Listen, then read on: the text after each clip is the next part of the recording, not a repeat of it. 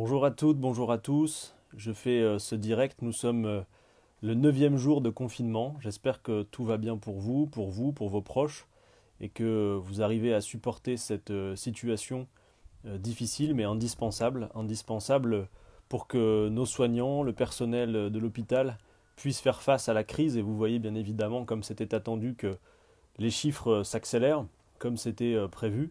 Et donc pour éviter la saturation de nos hôpitaux, eh bien, il faut absolument respecter ces règles, somme toute très contraignantes évidemment. Et c'est le 9e jour aujourd'hui, il faut impérativement continuer à respecter ces règles dans une période qui peut-être va se rallonger. C'est donc le 9e jour de confinement et la priorité demeure une priorité d'ordre sanitaire. C'est bien la santé qui doit être priorisée et le fait de soulager le secteur hospitalier et l'ensemble des soignants et non-soignants qui sont en première ligne, mais bien évidemment aussi toutes les professions les plus exposées. On a parlé des éboueurs, on a parlé des caissières, des caissiers qui sont toujours disposés et disponibles pour faire en sorte que les gens puissent se ravitailler. Bref, toutes ces professions, il faut pouvoir les saluer car il s'agit de ces secteurs sans lesquels l'activité nécessaire et indispensable dans la période de crise ne pourrait pas se poursuivre. C'est le 9e jour de confinement et nous sommes 3 jours après le vote à l'Assemblée nationale du projet de loi proposé par le gouvernement instaurant l'état d'urgence sanitaire. Vous vous souvenez que en fin de semaine, de jeudi à dimanche, jusque tard dans la nuit de dimanche à lundi, 2 textes ont été discutés à l'Assemblée nationale. Le premier, c'est le projet de loi de finances rectificative qui porte des mesures rectificatives au budget de l'État pour pouvoir faire face à la crise. Ce premier texte, nous avons voté pour, parce que selon nous, rien n'allait à l'encontre du droit des travailleurs. Par contre, clairement, nous le jugeons insuffisant. L'argent qui est mis sur la table ne montre pas une mobilisation de l'État à la hauteur, notamment de notre point de vue s'agissant du matériel de santé et de l'hôpital public. Mais nous avons voté pour ce premier texte pour montrer notre volonté de bonne coopération et de ne pas rendre la tâche plus difficile. En revanche, et j'insiste bien sur ce point, le second texte qui a été présenté à l'Assemblée nationale et que nous avons également amendé, vous avez pu suivre cela par la lecture de nos 11 mesures d'urgence, et si ça n'est pas déjà fait, je vous y invite. Sur la plateforme de la France Insoumise, vous retrouverez le plan d'urgence élaboré par la France Insoumise face à cette crise, pour faire face à toutes les urgences immédiates dans tous les secteurs que nous voyons sous nos yeux, bien sûr à la fois l'hôpital, la santé, mais aussi les publics les plus fragiles. On pense par exemple aux personnes sans abri, aux migrants ou à la continuité des droits qui doit être assurée dans la période. Si ça n'est pas fait, je vous invite à aller voir et à partager ce plan d'urgence. Néanmoins, donc je le disais, la deuxième loi, celle instaurant l'état d'urgence sanitaire, nous avons décidé de voter contre dimanche soir. Peut-être avez-vous vu la vidéo d'explication de vote très claire de Jean-Luc Mélenchon à l'issue des travaux parlementaires. Nous avons voté contre parce que dans ce texte instaurant les mesures d'urgence pour faire état d'urgence sanitaire, il y a un paquet d'ordonnances, un paquet de possibilités pour le gouvernement à légiférer par ordonnance. Et l'on avait bien vu que cela était en quelque sorte un prétexte pour de nouveaux reculs de droits sociaux. Et nous n'avons pas été démentis à l'instant, puisque je fais ce direct après avoir regardé avec beaucoup d'attention la conférence de presse qui a suivi le Conseil des ministres. Le Conseil des ministres qui vient de s'achever, qui montre bien, compte tenu des ordonnances qui ont été adoptées, que le gouvernement a bien l'intention de faire payer cette crise aux salariés de ce pays. On le voit par plusieurs dispositions qui ont été prises. D'abord, c'est le fait que s'il y a accord d'entreprise, l'employeur pourra décider de vous octroyer d'office certains jours de congés payés, ou alors unilatéralement de déplacer vos congés payés. C'est-à-dire, c'est une manière de faire en sorte qu'il soit compris en quelque sorte que le confinement, eh bien, pourrait en partie, pas intégralement, mais en partie, être considéré comme du congé. Nous attirons l'attention de toutes et tous sur le fait que le confinement, eh bien, ce n'est pas des vacances. Et ça, chacun est en mesure de le voir. C'est une contrainte absolue. Et surtout, il faut le rappeler, nous ne sommes pas tous égaux face au confinement. Être confiné dans un 30 mètres carrés en studio, dans le cadre d'une famille nombreuse, au cœur d'une ville, ça n'est pas la même chose que d'être confiné au bord de l'océan à Biscarrosse dans les Landes, par exemple. Ça n'est pas la même chose. Ça n'est pas la même chose, et ça, il faut le rappeler. C'est que c'est un effort considérable qui est demandé à tous et auquel il faut pouvoir consentir pour soulager notamment l'hôpital public. Mais en aucun cas, cela ne consiste en des congés ou des vacances. Donc le fait de faire des congés payés une variable d'ajustement pour en quelque sorte relancer l'activité après cette période de confinement, pour nous, n'est pas une solution acceptable. De la même manière, les employeurs pourront d'eux-mêmes, unilatéralement, statuer sur les jours de repos et les RTT. Également, ce que l'on voit dans cette disposition par ordonnance et dans ce texte instituant la capacité pour le gouvernement à légiférer par ordonnance, et dans les premières ordonnances qu'il a ratifiées aujourd'hui, c'est qu'il y a une demande que l'on formulait depuis un certain temps au gouvernement, à laquelle il était incapable de donner suite. C'était, vous vous en souvenez, le fait de dire, puisque le confinement doit être la règle, et puisque le Conseil scientifique appelle à ce que le confinement soit le plus dur possible, c'est-à-dire au sens où il englobe un maximum de monde, eh bien, nous avons demandé au gouvernement d'établir la liste des secteurs indispensables en temps de crise, et nous savons qu'il y en a, parce qu'évidemment, toute l'économie du pays ne peut pas être mise à l'arrêt. Il faut pouvoir se nourrir, donc pour pouvoir se nourrir, il faut pouvoir produire la nourriture, il faut pouvoir l'acheminer, il faut pouvoir la distribuer, il faut pouvoir la vendre. Donc oui, il y a des secteurs indispensables qui doivent pouvoir continuer le travail, pas à n'importe quelle condition. Raison pour laquelle nous avons fait cette proposition de un salarié, un masque. C'était une manière symbolique de montrer que pour toutes les personnes qui doivent continuer le travail pour assurer ces activités essentielles, eh bien l'État doit mettre à leur disposition les moyens d'être protégés et de ne pas avoir à craindre pour leur santé ou celle de leurs proches et de toutes les personnes qu'elles pourraient contaminer autour d'elles. Mais cette liste de secteurs essentiels, nous voulions demander au gouvernement de l'établir pour pouvoir faire en sorte qu'une fois cette liste bien délimitée, eh bien alors tous les autres secteurs, qui donc sont jugés comme des secteurs bien sûr importants, mais pas indispensables en période de crise, sont des secteurs pour lesquels eh bien, on peut appeler les salariés à respecter le confinement.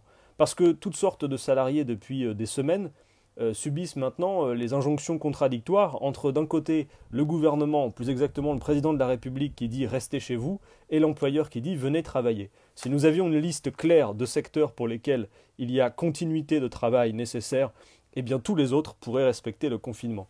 Eh bien, à chaque fois que nous l'avons demandé, y compris dans la discussion parlementaire, le gouvernement ne souhaitait pas, et d'ailleurs le ministre de l'économie et des finances, Bruno Le Maire, a clairement indiqué refuser cette logique de liste qui permettrait d'établir quels sont les secteurs essentiels pour pouvoir faire en sorte que tous les autres eh bien, puissent se confiner. Oui, mais voilà, cette liste de secteurs essentiels, en quelque sorte, ils l'ont établie. Et on le voit avec les ordonnances qui ont été adoptées aujourd'hui. Je vous cite quelques secteurs. Je suis somme toute assez d'accord avec le gouvernement sur cette liste de secteurs essentiels. On y évoque par exemple les transports, la logistique, l'agroalimentaire, l'agriculture, l'énergie, les télécoms.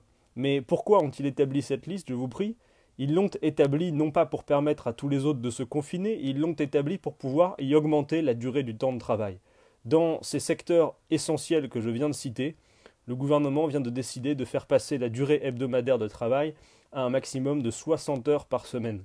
C'est-à-dire qu'ils sont capables de dresser cette liste pour augmenter le temps de travail, mais ils ne sont pas capables de la dresser pour permettre à tous ceux qui n'en sont pas de rester à la maison, comme ils le disent eux-mêmes. Bref, toutes nos propositions permettant de mettre à contribution celles et ceux qui ont le plus, par le rétablissement de l'impôt de solidarité sur la fortune, ces 3,2 milliards qu'il y aurait à récupérer, que l'on pourrait par exemple directement flécher vers les hôpitaux et le personnel de santé, la taxation augmentée des transactions financières, nous avons proposé le passage de 0,3 à 0,5%, bref, toutes ces dispositions-là, celles qui permettent de mettre à contribution celles et ceux qui ont le plus, ils les ont refusées, pour ne rien changer en quelque sorte. En revanche, faire payer les salariés à travers des dispositions qui font des droits sociaux une variable d'ajustement pour la relance de l'économie, eh bien ça, ils y sont prêts et d'ailleurs, ils le font. Raison pour laquelle, vous le voyez bien, s'il y a un consensus évident à l'échelle du pays sur le fait qu'il faut faire bloc derrière nos soignants, derrière le personnel soignant et non soignant de l'hôpital public, tout le personnel de santé, et derrière les professions et les professionnels qui doivent être encore mobilisés pour nous permettre de continuer malgré toutes ces difficultés, derrière eux, nous devons faire bloc, mais derrière ce gouvernement, chacun voit bien que c'est impossible. C'est impossible parce que, alors que cette mise à l'arrêt de l'économie devrait en quelque sorte encourager à un changement de modèle, nous sommes dans une situation historique. L'économie a été finalement impactée de plein fouet. Et c'est tout notre système qui est impacté. Eh bien, ce serait l'occasion, en réalité, de le redéfinir, de le faire repartir sur d'autres bases. Eh bien ce gouvernement en est incapable, et en quelque sorte, par le Conseil des ministres qui vient de se passer et les ordonnances qu'il a prises, il fait une démonstration, c'est qu'il considère que, si grave soit-elle, cette crise n'est qu'un épisode temporaire, et que, eh bien, après cette crise, ce sera comme avant la crise. Eh bien, nous sommes en radical désaccord avec cela. Et tout leur vocabulaire montre que c'est ainsi qu'ils entreprennent la situation. Par exemple, la BPI, la Banque publique d'investissement, parle d'un, j'ai noté ça, un pont aérien de cash. Mais ça veut dire ce que ça veut dire. Un pont aérien, c'est en quelque sorte, on outrepasse le fossé, mais une fois qu'on l'a passé, on revient à l'état précédent, le calme plat et les habitudes repartent. C'est ne pas voir, quelque part, non seulement la gravité de cette crise, mais en quelque sorte l'opportunité sans doute historique qu'elle offre de pouvoir faire bifurquer le modèle pour l'adapter. Car les amis, souvenez-vous d'une chose, notre ennemi, pour reprendre le verbiage d'Emmanuel Macron, notre ennemi ce n'est pas seulement le virus. Nous ne combattons pas seulement un virus, nous combattons un virus qui s'abat sur des infrastructures et des services publics qui ont été fragilisés par des décennies de politiques inadaptées à la situation. Nous combattons un virus qui vient s'attaquer à un modèle qui n'est pas capable de faire face à une telle situation. Voilà notre pire ennemi. Ce n'est pas seulement l'épidémie le problème, c'est l'épidémie dans le cadre particulier de ce modèle et de toutes les politiques qui ont été menées ces dernières années. Par conséquent, nous ne pouvons pas être d'accord pour considérer que les salariés, par les congés payés, par les RTT, par la durée du temps de travail, vont devoir payer cette crise.